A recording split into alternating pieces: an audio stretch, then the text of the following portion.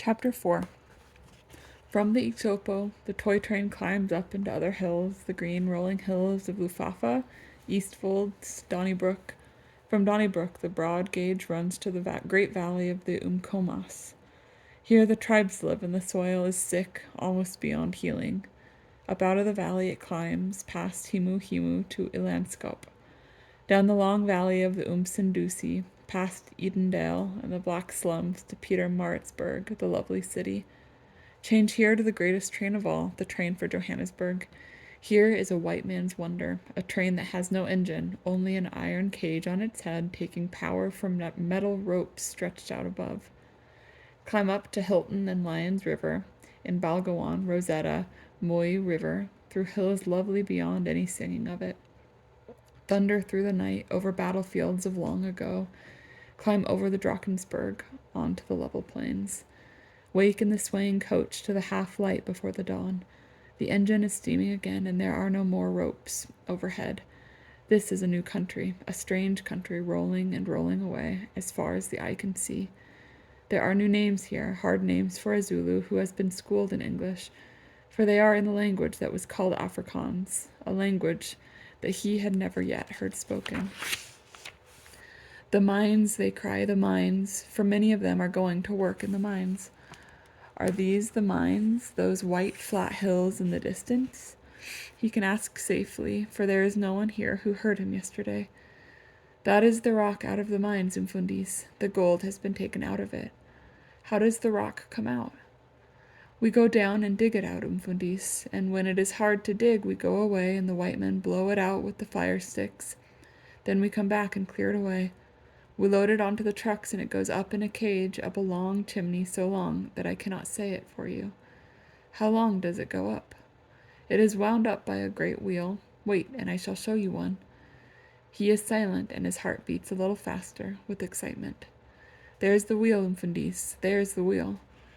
A great iron structure rearing into the air, and a great wheel above it, going so fast that the spokes play tricks with the sight. Great buildings and steam blowing out of pipes, and men hurrying about. A great white hill, and an endless procession of trucks climbing upon it, high up in the air. On the ground, motor cars, lorries, buses, one great confusion. Is this Johannesburg, he asks, but they laugh confidently. Old hands, some of them are. That is nothing, they say. In Johannesburg there are buildings so high, but they cannot describe them. My brother, says one, you know the hill that stands so straight up behind my father's kraal? So high as that. The other man nods, but Kamala does not know that hill. And now the buildings are endless, the buildings, and the white hills, and the great wheels, and streets without number, and cars and lorries and buses. This surely is Johannesburg, he says. But they laugh again. They are growing a little tired. This is nothing, they say. Railway lines, it is a wonder. To the left, to the right, so many that he cannot count. A train rushes past them with a sudden roaring of sound that makes him jump in his seat. And on the other side of them another races beside them, but drops slowly behind. Stations, more than he has ever imagined. People are waiting there in hundreds, but the train rushes past, leaving them disappointed. The buildings get higher, the streets more uncountable. How does one find one's way in such a confusion? It is dusk, and the lights are coming on in the streets. One of the men points for him. Johannesburg, Umfundis. He sees great high buildings. There are red and green lights on them, almost as tall as the buildings. They go on and off. Water comes out of a bottle till the glass is full. Then the lights go out, and when they come on again, lo, the bottle is full and upright, and the glass is empty. And there goes the bottle over again, black and white, it says, black and white, though it is red and green. It is too much to understand. He is silent, his head aches, he is afraid. There is this railway station to come, this great place with all its tunnels under the ground. The train stops under a great roof, and there are thousands of people.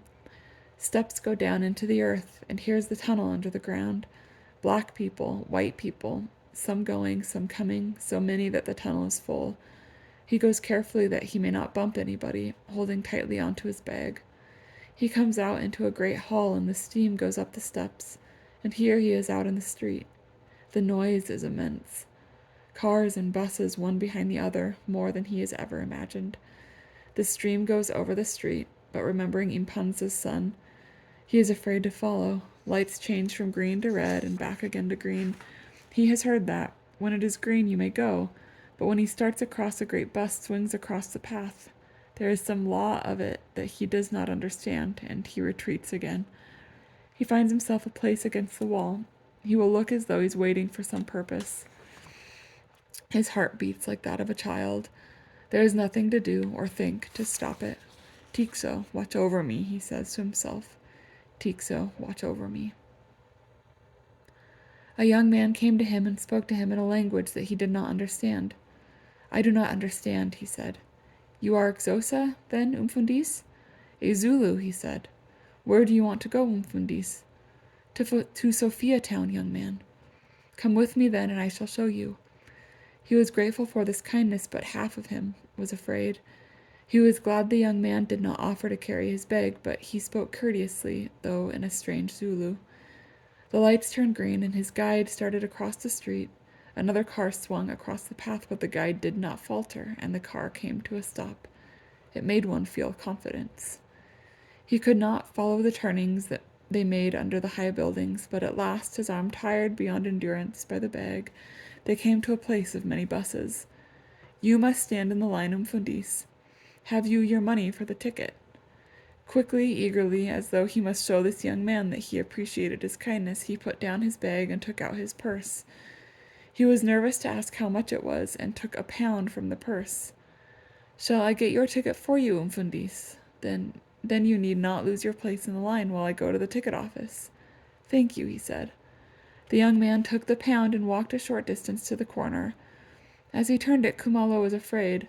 The line moved forward, and he with it, clutching his bag, and again forward, and soon he must enter a bus, but still he had no ticket. As though he had suddenly thought of something, he left the line and walked to the corner, but there was no sign of the young man. He sought courage to speak to someone and went to an elderly man, decently and cleanly dressed. Where is the ticket office, my friend? What ticket office, Umfundis? For the ticket, for the bus. You get your ticket on the bus. There is no ticket office. The man looked a decent man, and the parson spoke to him humbly. I gave £1 to a young man, he said, and he told me he would get my ticket at the ticket office. You have been cheated, Umfundis. Can you see the young man? No, you will not see him again. Look, come with me. Where are you going, Sophia Town? Yes, Sophia Town, to the mission house. Oh yes, I too am an Anglican. I was waiting for someone, but I shall wait no longer. I shall come with you myself. Do you know the Reverend Msimangu? Indeed, I have a letter from him. They again took the last place in the line, and in due time they took their places in the bus. And it in its turn swung out into the confusion of the streets. The driver smoked carelessly, and it was impossible not to admire such courage. Street after street, light after light, as though they would never end.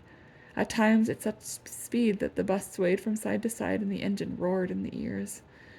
They alighted at a small street, and there were still thousands of people about. They walked a great distance through streets crowded with people. His new friend helped to carry his bag, but he felt confidence in him. At last they stopped before a lighted house and knocked. The door opened, and a young tall man in clerical dress opened to them. Mr. Msimangu, I bring a friend to you, the Reverend Khumalo from Indocheni. Come in, my friends. Mr. Khumalo, I am glad to greet you. Is this your first visit to Johannesburg? Khumalo could not boast any more. He had been safely guided and warmly welcomed. He spoke humbly. I am much confused, he said. I owe much to our friend. You fell into good hands. This is Mr. Mafolo, one of our big businessmen and a good son of the church. But not before he had been robbed, said the businessman. So the story had to be told, and there was much sympathy and much advice. And you are no doubt hungry, Mr. Khumalo. Mr. Mafolo, will you stay for some food? But Mr. Mafolo would not wait. The door shut after him, and Khumalo settled himself in a big chair and accepted a cigarette, though it was not his custom to smoke. The room was light, and the great bewildering town shut out. He puffed like a child at his smoke, and was thankful. The long journey to Johannesburg was over, and he had taken a liking to this young, confident man.